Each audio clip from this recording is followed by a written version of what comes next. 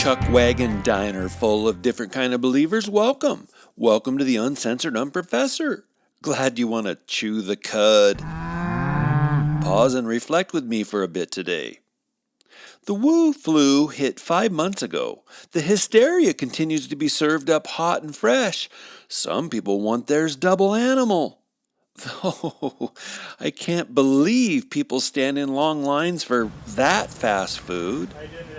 Yeah, let me get it. 2 double doubles. No onions.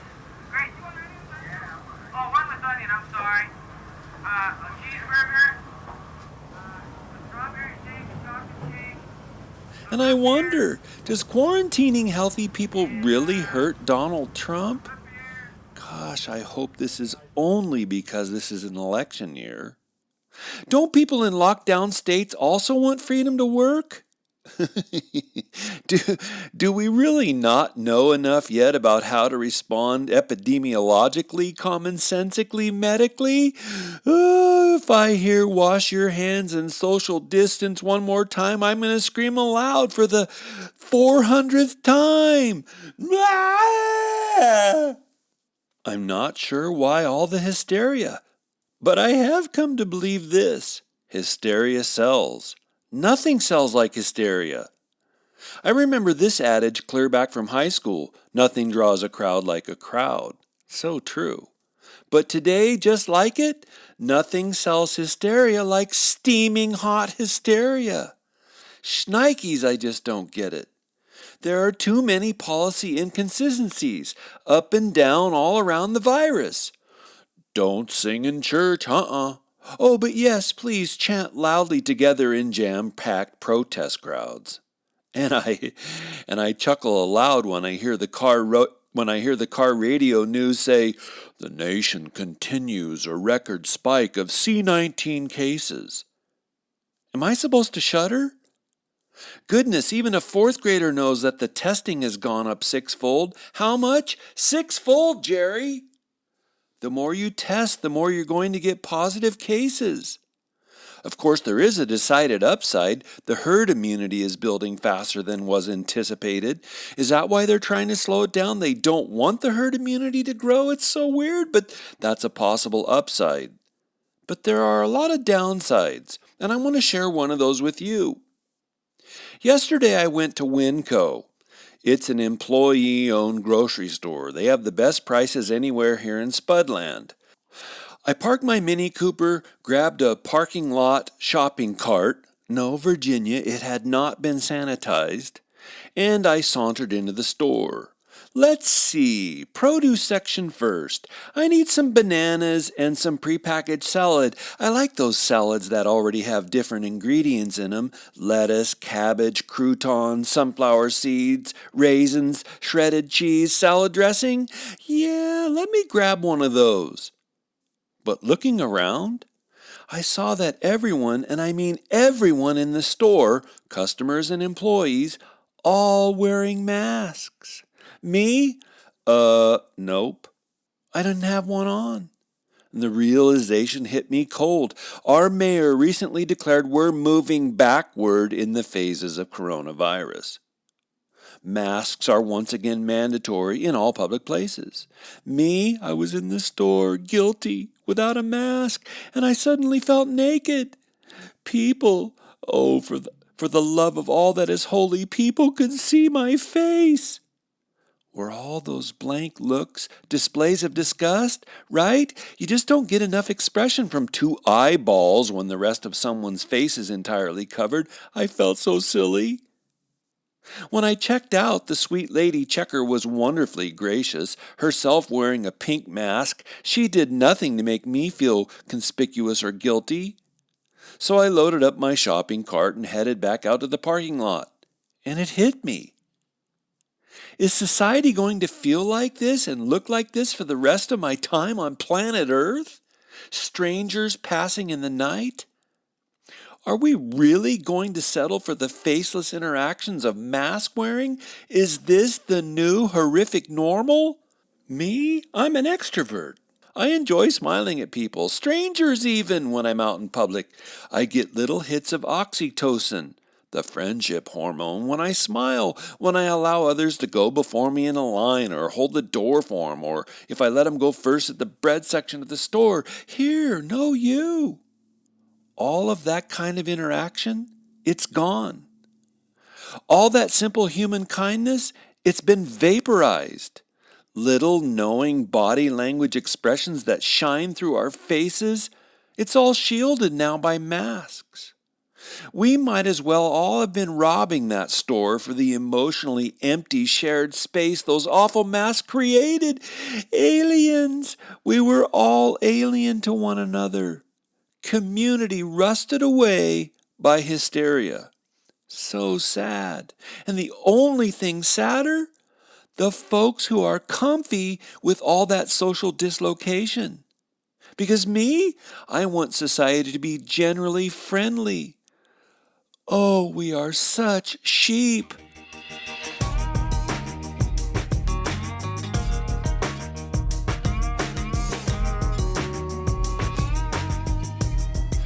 If you know me, you know I love golf. It's such a hard game to play, so frustrating. I mean, the ball's just sitting there. No one's throwing speeding curveballs at you.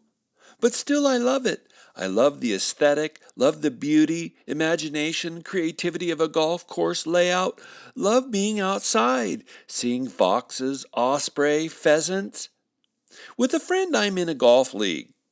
And in our last match, we were playing well. We were 1 up after 4 holes when I had a little greenside flop shot out of deep grass. Our opponents had already chipped up close for a gimme par, and I needed to chip my ball close to say par and tie. So I stood over the ball, I focused on my technique, I swung and thwap! My club went so far under the ball through that deep grass that I nearly missed the ball entirely. And for someone as competitive as me, it's profoundly frustrating to miss a shot like that. And guess what? I spent the next 3 holes trying to recover from that one tense moment. And yep, both me and my partner fell apart and lost all 3 of those next holes, and we lost the match. Painfully, truthfully, I had lost my nerve. And when you lose your nerve in golf, you begin forgetting the fundamental things you need to do to make pure contact with that little white pearl of a golf ball. And if you can believe it, I woke up at 2:17 a.m. still emotionally frazzled about that loss of nerve. I mean, it's not like our competitors were screaming obscenities in the back of my swing. I just didn't execute. So there was an ensuing loss of nerve, and I think it was significant to our losing the match. We're so sorry, Uncle Eddie, but you didn't have the nerve to win the match. Oh no, we're so sorry, Uncle Eddie. But you didn't stick to fundamentals and you lost your swing. And you guys, just like me having lost my nerve in last week's golf match, Western society has lost its nerve. Let me explain. When an entire society loses its nerve, it begins to collapse, inside out, house of cards. Giving moral cover to the smashing of storefront windows. Did you know 1,500 businesses in Minneapolis were vandalized, smashed, and or looted? 1,500 businesses down a 3+ mile long stretch. Giving moral cover to vandalizing statues of Abraham Lincoln and Mahatma Gandhi and Ulysses S. Grant, and then lying in wait to shoot policemen? Moral cover? That all equates to a massive societal loss of nerve. But it goes deeper. It has a deeper root cause. Our moral fiber has been corroded. There can be no resolve if the moral fiber is broken. How'd that happen? Well, I touched on that in my last couple of episodes, but I want to further delineate that for you today. Significantly, This has to do with the corroding and corruption of the nation's moral fiber. America's moral fiber has been intentionally stripped, purposefully, by what? Marxism. Singularly, strategically, intentionally, decidedly by Marxism. But how? How has this happened? Again, significantly, through Karl's class categories, through a Marxist worldview that sees everything and everyone as a variety of classes, groups, and oh, dear me, gulp, races. Black scholar and genius author Shelby Steele relates the dramatic shift we are witnessing back to something he calls white guilt. America was mostly racist.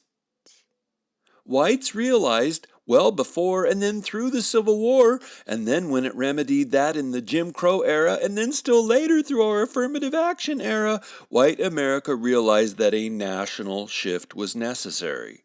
And so we made shifts over and over. But the pendulum, Dr. Steele says, the pendulum didn't stop at making blacks and other minorities free or equal. The swinging pendulum correction should have concluded with everyone being free, equal opportunity, but it didn't stop swinging there. It kept swinging to the left. And a moral vacuum was created so that whites didn't only realize it was time for racial equality. No, the moral vacuum that resulted caused whites to feel guilt. White guilt. Steele says white guilt is a moral vacuum that has caused the entire nation to lose its collective nerve.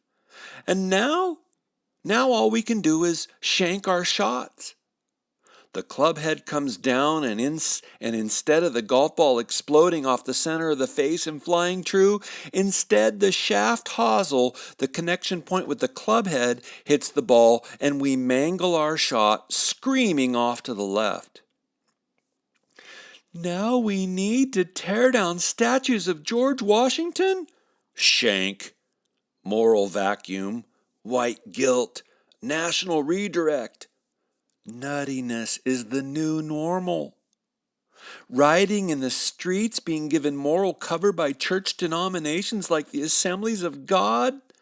Loss of nerve? Shank you very much. Oh, since our pastors have no courage, man, I hope our comedians don't suffer such a loss of nerve. Comedians, please, through satire and humor, help us see and realize what's going on. Comedians, please, come and help us distance ourselves from the utter zaniness. Help us look back at it and laugh at it for the nuttiness it is. Hey, do you have questions for me? Want to know about the books I'm reading or what sources I use to form episodes, or you just want to send me warm greetings of love? Email me at uncensoredunprofessor@gmail.com.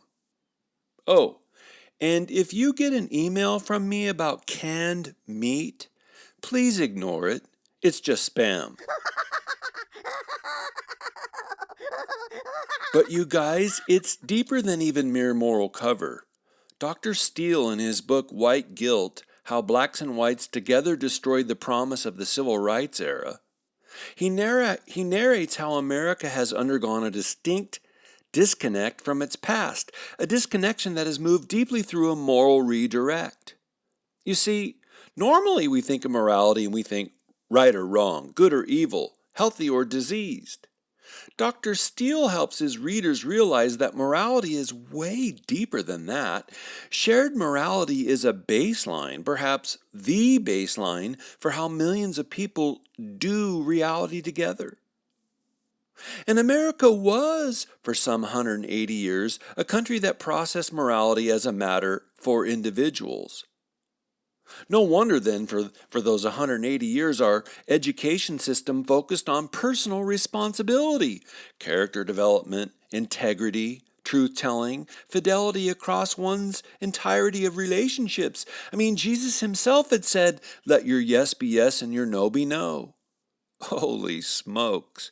Can you even imagine forming a contract with someone for business through a handshake today? It's inconceivable. But they could back then because there was a wider spread trust in people's character. And then, because of our Judeo-Christian heritage, much of that personal responsibility revolved around sexual considerations. Sex before marriage or sex outside of marriage were understood to be devastating actions that deeply affected not just persons but families and then eventually, soon, society herself. Kids who grow up without a two-parent heterosexual parent family suffer much higher rates of drug addiction, alcoholism, divorce, and imprisonment. That's all been proven by numerous studies. And the established Judeo-Christian way to shape society was then in the past to shape people of character. It was very personal. I mean, sexuality touches us deeply, so we need to form and use that carefully, healthfully. Hell, we are in God's order. We are our sexuality. So that needs to be structured, processed, and acted upon in ordered ways. Now, after our huge, enormous pendulum swing, no longer. Today, after some 60 years of very strategic Marxist effort, we don't much think or talk or educate along the lines of personal responsibility. No. The emphasis is upon social crimes, societal sins, group violations, class sins. The medicine for our problems is not personal fidelity or hard work or character formation. No, the medicine, the Marxists tell us day in and day out, and they're not even being subtle about it. They tell us day in and day out that what we need are systemic solutions for systemic problems. Some people make more money than other people. We need a systemic restructuring of our biased economy. Duh! Some people, you're not going to believe this, some people, those who spend more time studying, do better in high school than other people. We obviously need to restructure the systemic injustice of our education system. Some people grow up having more family resources than others. It's time to end such hateful systemic advantages. Some people are born stronger or faster than other people. There are differences that stem from birth. Oh your God, we need to make the runway longer for the systemically disadvantaged. Some people treat black people in an ugly racist fashion. Yes, we need to end the systemic racism, a racism that secretly infects all whites, especially those who don't know they are infected.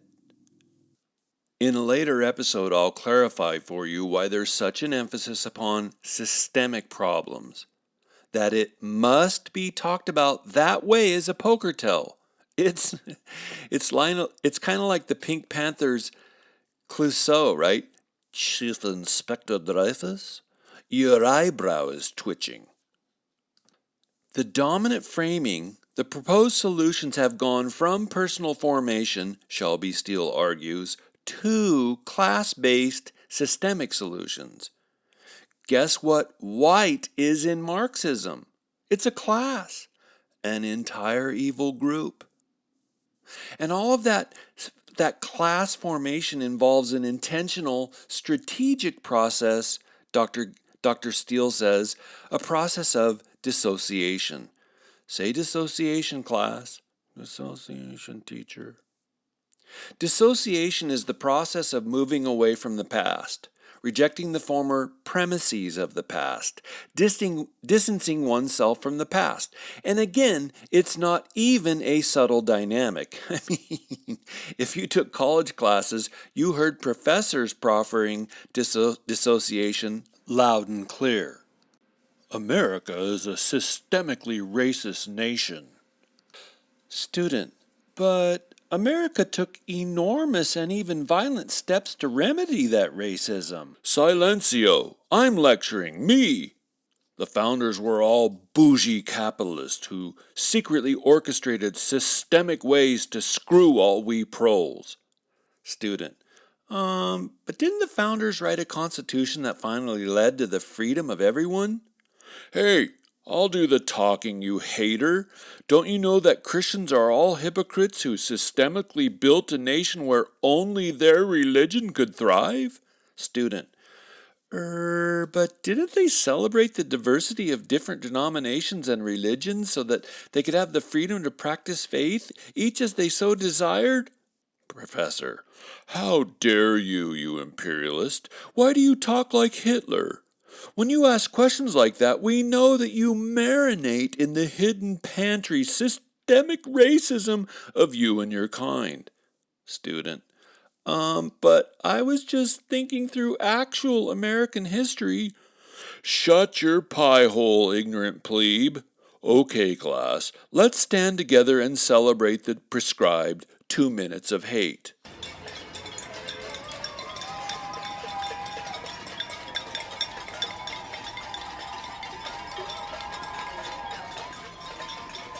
Dissociation. Shotgun shame the past. Paint the past as unconscionable. Instead of seeing people as individuals, see them as classes. Teach young kids to judge one another on the basis of skin color, and then say the doing of that is virtuous. Dissociation. It's a new monster. Old boss, meet the new boss.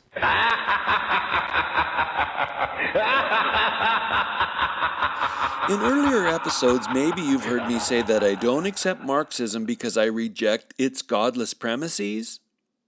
Well, Marxists don't accept American history, Christian history, because they reject the premises, historical and otherwise, of those configurations. I mean, this is about epistemology through and through, but it's way more fun to shout at people than carefully think through philosophic foundations. Ugh. For example, male and female, understood to be the only two sexes across all of history for all societies, exceptions do not make a rule. Male and female must now be shredded. Dissociation. It's not just that people now want to be called their own unique sex, transsexuality, zer, viz, ver. No, woke Marxist society sees those as positively expressing hatred for the categories male and female. Dissociation. Amazing. Just 11 years ago, people who wanted to physically dissociate themselves from their penis or their vagina were deemed mentally ill by psychiatrists. Today, they're celebrated as heroes who, through their bodies, shame Western society. Transsexuality is a way to shame male and female. Sexual dissociation. Male and female are holdovers from the dreaded Judeo-Christian past. It's not just that there's disdain for dads and moms.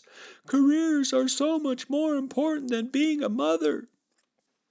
It's not just that there's disdain, it's that there is disdain for the nuclear family as such.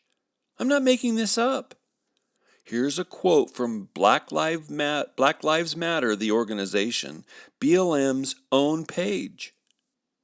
We disrupt the Western prescribed nuclear family structure requirement by supporting each other as extended families and villages that collectively care for one another, especially our children, to the degree that mothers, parents, and children are comfortable. We foster a queer-affirming network. When we gather, we do so with the intention of freeing ourselves from the tight grip of heteronormative thinking, or rather, the belief that all in the world are heterosexual. Well, unless she or he or they disclose otherwise. End quote. It's a disdain for the traditional family. It's a disdain for male and femaleness, and it comes straight out of Marxist configuration. It is a strategic dissociation. Dissociation from parenting. Dissociation from nuclear family, from biological sex, from male and female, from established religion. Because in Marxism, dissociation equals freedom. Now, you and I know that it's a freedom that necessarily disassembles itself into anarchy. We're watching it out in the public, and it disassembles itself because there is no center. But the pursuit is dissociation for freedom anyway. And I happen to think, what a shocker, not, that millions are now addicted to prescription opioids. They've been dissociated from their very God-created souls. They've been dissociated from the truth. They've been dissociated from the past. They have no mooring. They have no connection points. And they're left empty and open to prescription addictions. And it just goes on and on. Dissociation. Taint the past so you can topple the present. Teach 3 generations of young kids that America is systemically evil? You'll have a good chance of 3 generations of kids hating America. Oh, the existential pain. Not much was sadder to me as a prof than to see a young freshman kid come to college, a Christian college, mind you, and by the time they came back to my junior level classes, they were already angry, bored, dispassionate, church haters. It broke my heart. And that soulish transformation would happen inside of 3 years. Dissociation. Strategic, intentional dissociation. My wife? The other day she was on the phone with a friend from way back in college. The woman was a mom, and she described how she sent her bright, God-loving, her kind daughter to a air quotes, Christian, air quotes, school in Southern California. A school where tuition costs $43,000 per year. And when her daughter came home after college, she wasn't even the same person. She was angry at her parents, angry at her church background. She hated America. What happened to my wife's friend's daughter? A process of dissociation that penetrates people's hearts and turns that formerly lush, vibrant, red, loving, compassionate, pulsing heart into a cold, dark stone. Lifeless, hopeless, gutted, dissociated. Strategically dissociated from her very self. And those parents, oh, those parents by the 10,000s are paying for their kids to go to Christian universities only to have the very thing the parents treasure most, Christian identity, dissociated right out of their own kids' hearts. It is a kind of moral rewiring. Look, I've said it before. But what we're witnessing today isn't merely about toppling statues. This is about toppling the past so we can topple the present. The entire system of America's past was evil. So lecture what? 90% of American university professors? And they do that so the entire system of today must be toppled. It's not. It's not, as our Russian brother in Christ, Solzhenitsyn, put it, it's not that evil runs through every human heart. No. The Marxists say entire groups and classes and races of people are evil. Christians, middle class, men, whites. And again, oh, you guys, they're not even cloaking their words. For the first time in history, they're unembarrassedly saying it on camera. We intend to fundamentally end the systemic problems and remake a country that won't have any systemic problems. Especially it won't have any problems because we will be in control. What is going on? It is a soft coup. What's a soft coup? Well, I'll get to that in a moment. But first, I would so love it if you decided to join the UU team. Since COVID flew in February, I haven't lost one main monthly patron for the things I've said. Now, yes, to be clear, I lost a couple monthly patrons who had to make important fiscal cuts for reasons of budgetary wisdom, but I haven't lost anyone for some of the more edgy things I've had to say. I have such a great team, an amazing ungroup of supporters. And in today's cancel culture, my team of supporters is like daily energy, daily encouragement for what I'm doing. Would you prayerfully consider a monthly pledge of 10 or 15 bucks? Patreon, Patreon. I'd love to have you on the team.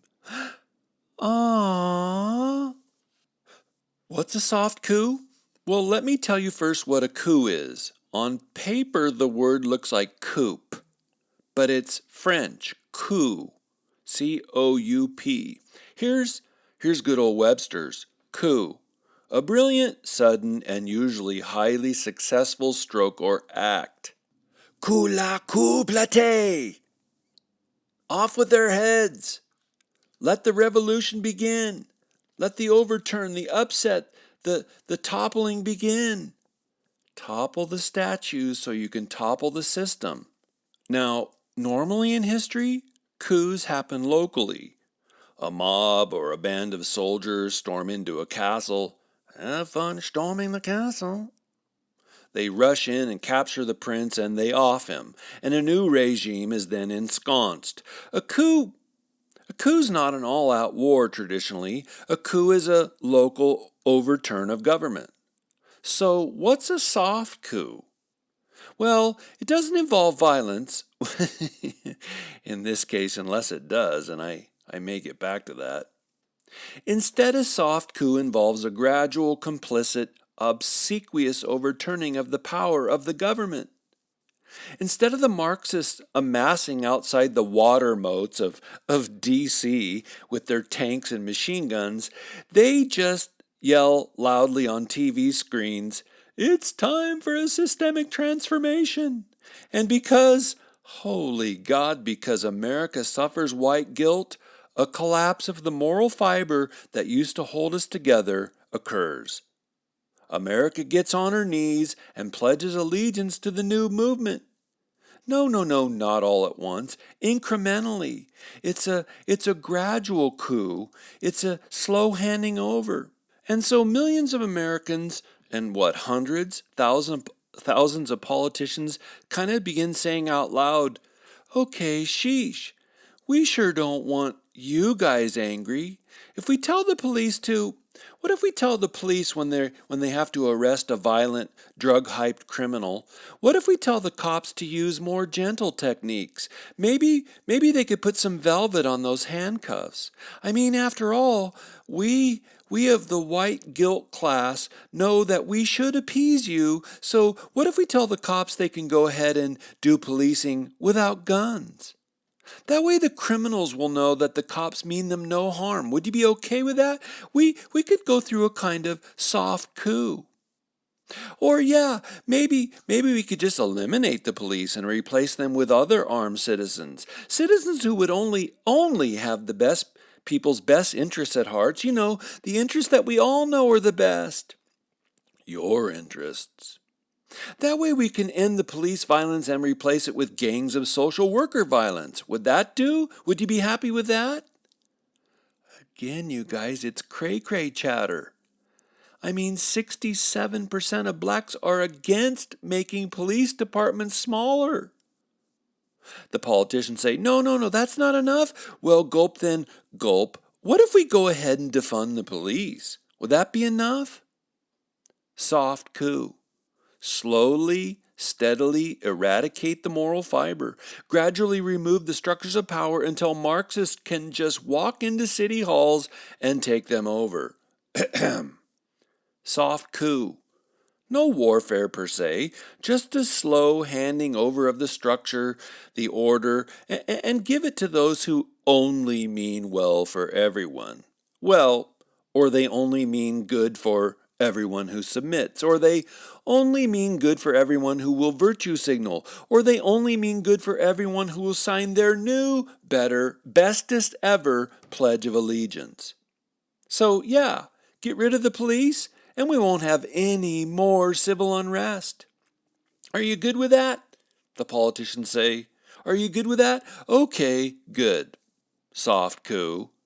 And And I'm sorry again, because America has little moral fiber, very little moral resolve, because America has been willingly painted into a corner of white guilt. Most people are silent. And the silence is going to equal bad things happening, I promise you. And sorry. Let me go back to the police. Why the police? Why eliminate the police? Look, this is more than just outrage over brutality. We all understand why blacks are upset, why everyone's upset when a black is brutalized or killed wrongly by a policeman. But for the Marxists, that's not what this is about. Removing the police is an enormous gesture. Marxists just adore symbolic gestures. Sheesh, that love of symbolic gesturing is almost religious in fervor. It's a gesture. Removing the police is a gesture of compliance. Removing the police would be a gesture of weakness, a gesture of obeisance. But most of all, defunding and removing the police is about power. The police represent power. Your power, societal power, American power. Removing the police is, short of a real honest-to-God coup, a grand step of dissociation. Because the police, in the Marxist mentality, the police are rather the epitome of traditional America. It has greatly to do with why Marxists hate the military so much. So yeah, defunding or removing the police would send gleeful shockwaves through the Marxist world, the nation's universities. We're winning! We're doing it! We're effecting systemic change! Watch! Look at this! They're backing down! We really can change the system! The police are leaving! And like I said last week, if you ask aloud, hey, could you please explain the gestalt elements, the legal elements, the structural elements of systemic racism for me? You will get a blank look. And once they recover from being so pointedly asked a thoughtful question, they may well tell you that you are a racist for asking. It's vulgar. It's a way to inflict false guilt, false shame on millions. But when people lose their moral fiber, when they've been dissociated from the past, a vacuum results. And guess what? That vacuum is openly, celebratorily, happily being filled by white guilt. Dr. Steele says white guilt is a category that variously denies you your unique personhood. It refuses to accept that your heart is your heart. It's a way of processing reality that directly treats you for the pigmentation of your skin. White guilt, a now Marxist category that Dr. Steele repeats, is therefore itself racist. You think I'm being over the top? Am I being rhetorical about white guilt? Well, please consider what's gone up in the formerly beautiful city of Seattle. In June, Seattle had their white employees attend a training session entitled Interrupting Internalized Racial Superiority in Whiteness. A man named Christopher Rufo in City Journal reports, quote, "At the beginning of the training session, the trainers explained that white people have internalized a sense of racial superiority which has made them unable to access their humanity and has caused harm and violence to people of color." End quote. So you wonder, how did the diversity trainers statistically prove that white sense of superiority? Oh, they don't? No. They just know that because white people value, quote, individualism, perfectionism, intellectualization, and objectivity, that whites, all whites need to be reprogrammed and taught to embrace social justice principles. This isn't me saying it. This is Rufo covering the story. The diversity trainers, quote, encourage white employees to practice self-talk that affirms their complicity in racism and work on undoing their own whiteness. As part of this process, white employees must abandon their white normative behavior and learn to let go of their comfort, physical safety, social status, and relationships with some other white people. End quote. But it's not mere reprogramming that is the final goal. No. Christopher Rufo continues. The end game is to make Seattle's municipal government the arbiter of the new orthodoxy and then work outward.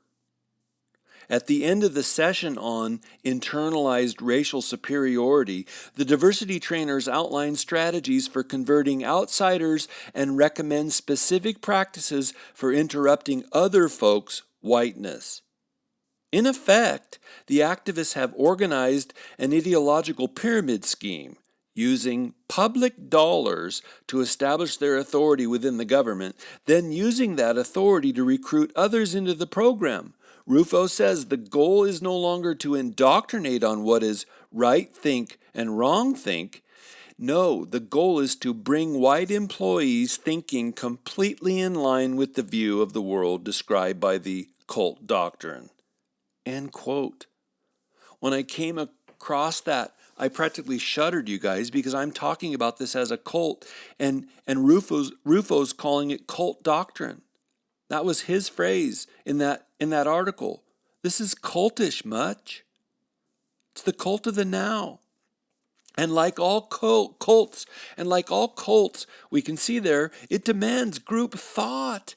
It's not even trying to limit free speech, it's trying to limit free thought. It's trying to excise the group thought. It's trying to promote the group thought of white guilt.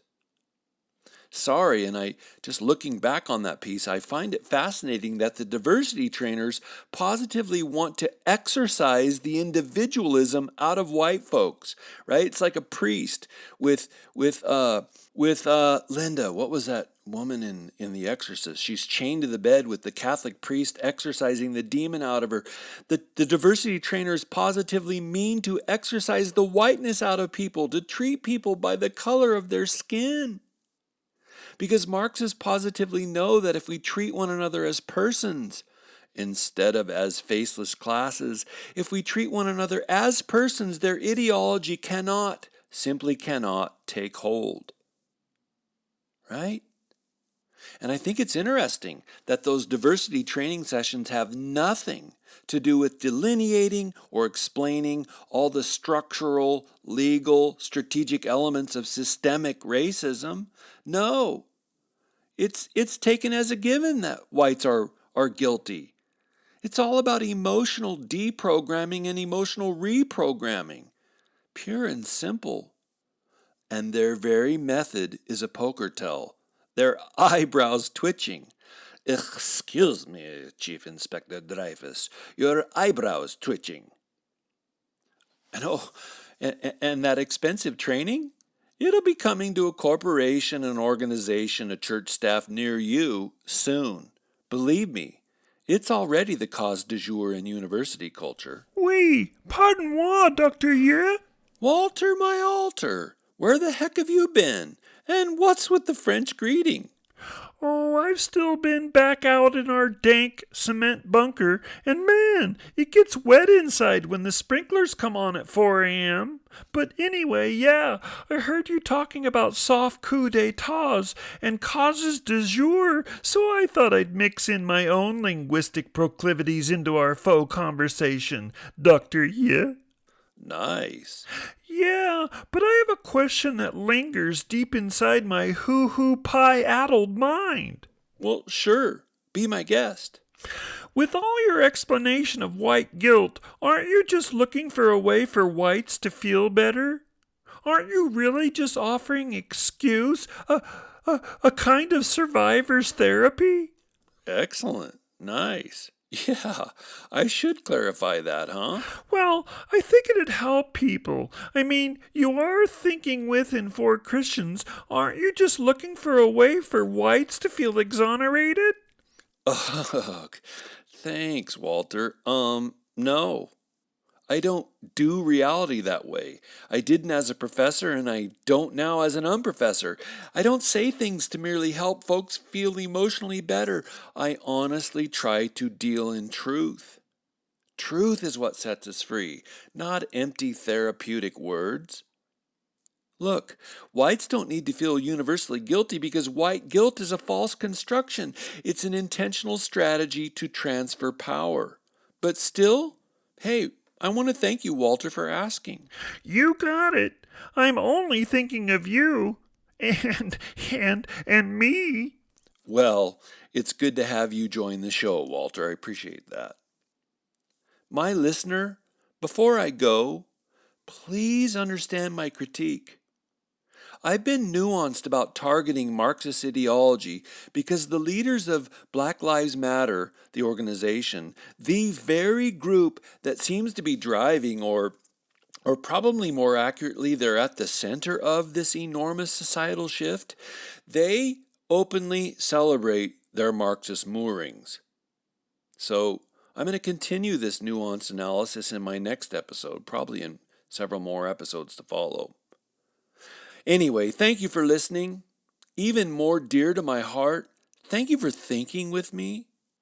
May the peace of Christ reign in your hearts. And please, go and turn your beautiful, God-given brains on, everybody.